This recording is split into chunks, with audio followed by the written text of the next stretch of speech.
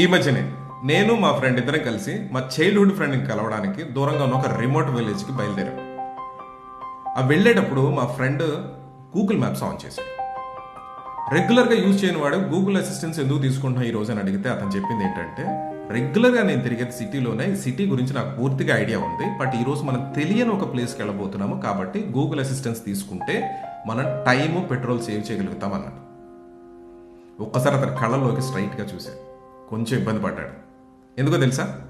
సరిగ్గా కొద్ది రోజుల కిందట ఒక ఇన్సూరెన్స్ ఏజెంట్ అతన్ని ఇన్సూరెన్స్ కోసం అప్రోచ్ అయితే, నాకు ఇన్సూరెన్స్ కోసం ఏజెంట్ అవసరం లేదు, నేను డైరెక్ట్గానే పాలసీ తీసుకుంటానన్నాడు. మనలో చాలామంది ఇంతే. ఇన్సూరెన్స్ విషయానికి వచ్చేసరికి ఏజెంట్ లేకుండా డైరెక్ట్గా తీసుకుందామని ఆలోచిస్తూ ఉంటాం. బట్ రిమెంబర్, మన ఫీల్డ్లో మనం ఎక్స్పర్ట్ కావచ్చు, అంటే సిటీలో తిరిగినప్పుడు గూగుల్ అసిస్టెంట్తో అవసరం లేనట్టుగా. బట్ ఇన్సూరెన్స్ విషయానికి వచ్చినప్పుడు మనం గూగుల్ మ్యాప్స్ సహాయం తీసుకున్నట్టుగా ఏజెంట్ యొక్క గైడెన్స్ అండ్ సపోర్ట్ కనుక తీసుకున్నట్టయితే రేపు క్లెయిమ్ వచ్చినప్పుడు చాలా టైం అండ్ ఎఫర్ట్ మనం సేవ్ చేయగలుగుతాం. రిమెంబర్, ఇన్సూరెన్స్లో ఏజెంట్ అవసరమే.